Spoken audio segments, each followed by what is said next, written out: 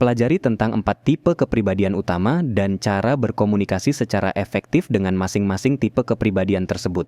Surrounded by Idiots, 2014, mengupas tuntas kebingungan yang sering menjadi ciri kehidupan kita sehari-hari dan berusaha menjawab pertanyaan yang selalu kita tanyakan.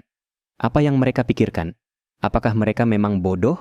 Mendukung eksplorasi perilaku manusia dengan penelitian psikologis yang telah terbukti, Erikson membawa kita dalam perjalanan melalui 4 tipe kepribadian utama yang akan Anda temui dan bagaimana hal ini berdampak pada perilaku manusia.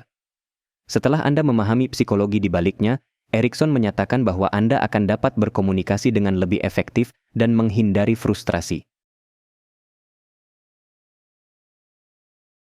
Banyak dari kita mungkin merasa terganggu dengan perilaku rekan kerja di tempat kerja.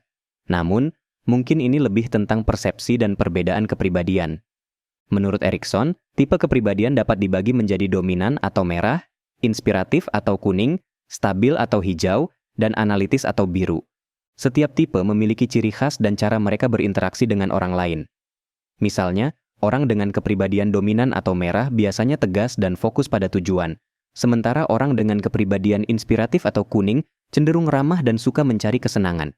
Kepribadian stabil atau hijau cenderung rapi dan peka terhadap perasaan orang lain, sedangkan kepribadian analitis atau biru cenderung analitis dan logis.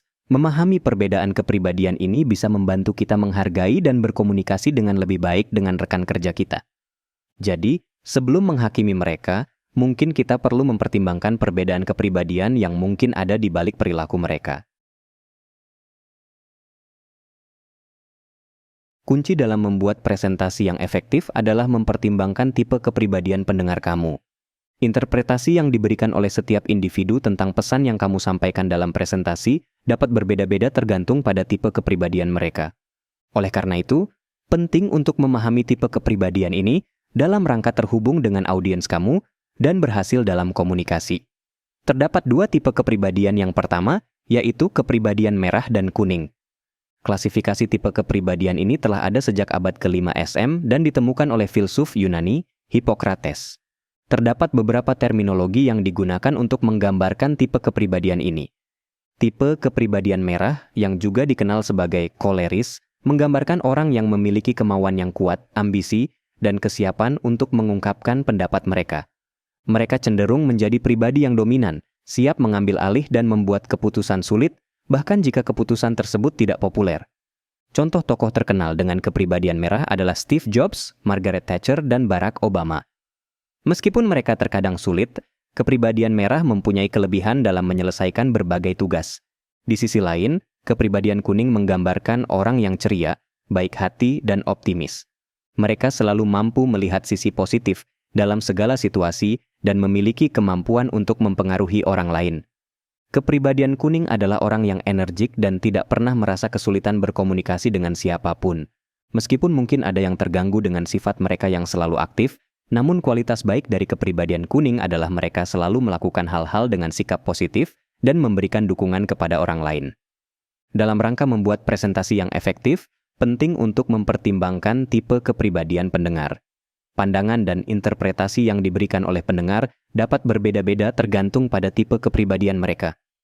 Dengan memahami karakteristik tipe kepribadian merah dan kuning, kamu dapat mengadaptasi desain presentasi kamu sehingga sesuai dengan preferensi kepribadian audiens Anda. Pengetahuan tentang tipe kepribadian ini juga dapat membantu kamu membangun hubungan yang lebih baik dengan audiens kamu dan mencapai tujuan komunikasi kamu. Kedua tipe kepribadian ini sangat berbeda satu sama lain dan juga berbeda dengan tipe kepribadian yang telah dibahas sebelumnya. Misalnya, di mana tipe merah dominan dan suka mengambil alih serta tipe kuning suka membuat segalanya bahagia dan ringan, tipe hijau lebih suka yang lebih seimbang. Mereka resisten terhadap perubahan dan cenderung mengikuti arus. Tipe hijau juga lebih suka mendengarkan daripada berbicara.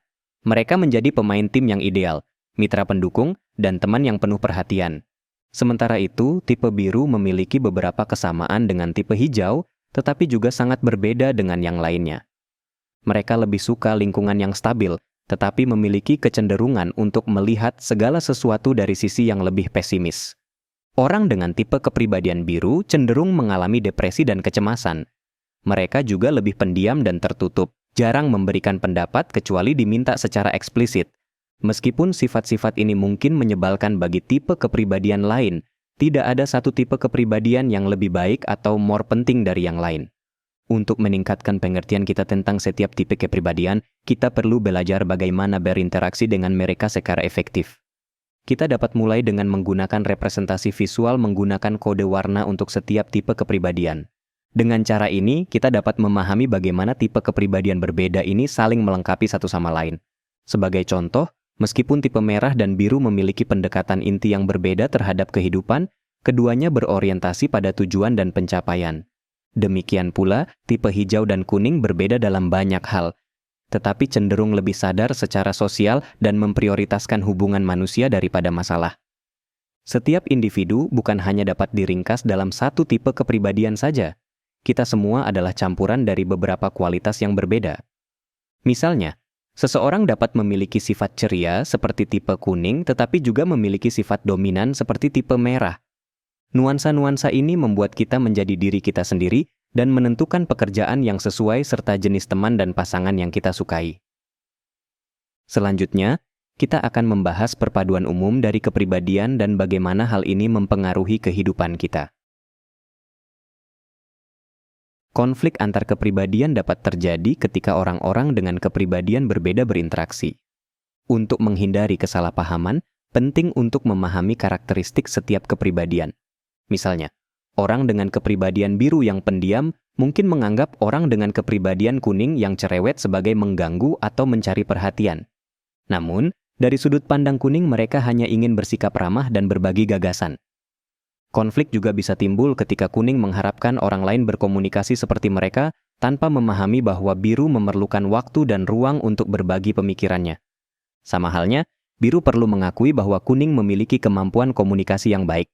Dalam mengatasi konflik tepatnya menghargai perbedaan satu sama lain, orang biru harus menghormati realisme dan perhatian terhadap detail dari si kuning. Sementara kuning harus mengakui keahlian biru dalam berbicara dan mengatasi situasi sosial.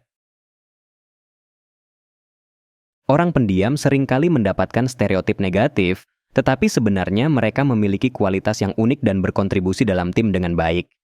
Tipe kepribadian hijau adalah tipe kepribadian yang paling umum di dunia dan cenderung lebih baik dalam berkolaborasi daripada tipe kepribadian merah dan kuning. Mereka mungkin pendiam, tetapi juga setia dan cenderung mengutamakan kebutuhan orang lain daripada kebutuhan mereka sendiri. Namun, ada beberapa sifat yang perlu diperhatikan agar dapat bekerja sama harmonis dengan orang-orang dengan tipe kepribadian hijau. Orang dengan tipe kepribadian hijau sangat menghargai stabilitas dan rutinitas. Oleh karena itu, penting bagi kita untuk menghormati rutinitas mereka, misalnya memberi mereka waktu untuk menyelesaikan rutinitas mereka sebelum memulai presentasi rapat. Namun, kecenderungan mereka untuk menolak perubahan dapat menjadi frustrasi bagi tipe kepribadian lain. Untuk mengatasi ini, penting untuk berkomunikasi dan mencari pemahaman tentang kekhawatiran mereka. Begitu juga dengan tipe kepribadian biru. Meskipun mereka cenderung pendiam dan lebih nyaman dengan masalah daripada orang lain, pandangan mereka yang alamiah gelas setengah kosong bisa membuat orang lain menganggap mereka mudah tersinggung atau penyendiri. Penting untuk berlatih pemahaman terhadap perasaan mereka, terutama bagi orang ekstrovert yang sering kesulitan memahami mengapa orang lain lebih memilih untuk diam dan menyendiri. Selain itu, penting juga untuk menghargai kepedulian mereka terhadap detail dan kemampuan mereka sebagai perfeksionis. Walaupun hal ini mungkin mengganggu bagi tipe kepribadian lain, mengingat latar belakang mereka yang berorientasi pada detail dan menghargai niat mereka untuk melakukan pekerjaan dengan baik, akan membantu menciptakan kerja sama yang lebih baik. Pada akhirnya, setiap tipe kepribadian memiliki karakter dan sifat yang unik. Penting untuk menghormati dan menghargai perbedaan ini dalam lingkungan kerja untuk menciptakan hubungan yang harmonis dan produktif. Dengan lebih memahami tipe kepribadian masing-masing individu dan bekerja sama secara efektif, kita dapat menciptakan tim yang kuat dan efisien yang dapat saling melengkapi dan mencapai tujuan bersama. Komunikasi yang efektif sangat penting dalam membangun hubungan baik dalam kehidupan pribadi maupun profesional. Setiap tipe kepribadian memiliki cara berkomunikasi yang berbeda.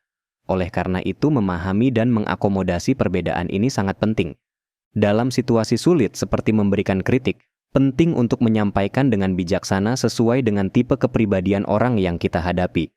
Orang dengan tipe kepribadian red adalah orang yang paling mudah untuk diajak berkomunikasi. Mereka memiliki orientasi yang praktis dan langsung, sehingga mereka menghargai pendekatan yang langsung dan adanya contoh konkret dari masalah yang akan didiskusikan.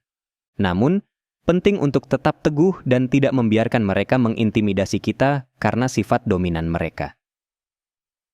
Di sisi lain, orang dengan tipe kepribadian yellow membutuhkan pendekatan yang lebih ringan.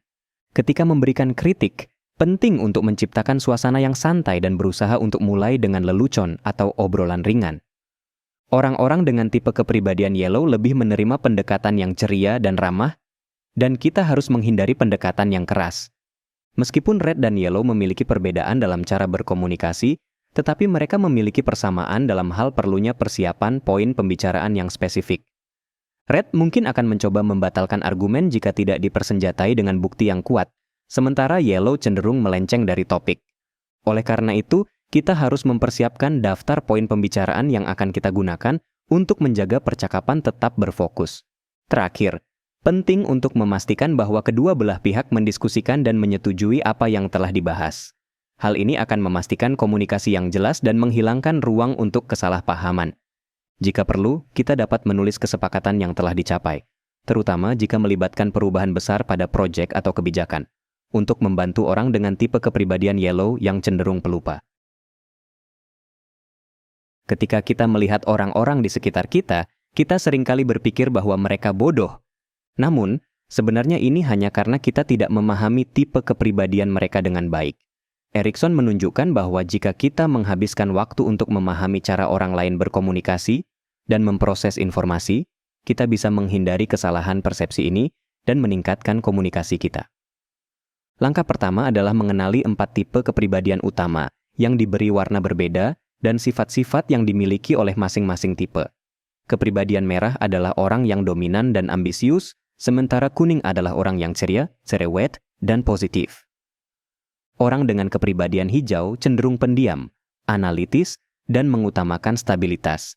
Sementara mereka dengan kepribadian blues adalah pendiam, introspektif, dan berorientasi pada detail, meskipun mereka memiliki pandangan dunia yang pesimis. Dengan memahami cara berpikir dan apa yang dihargai oleh masing-masing tipe kepribadian ini, kita dapat bekerja sama dan berkomunikasi dengan lebih efektif, sambil mengurangi frustrasi,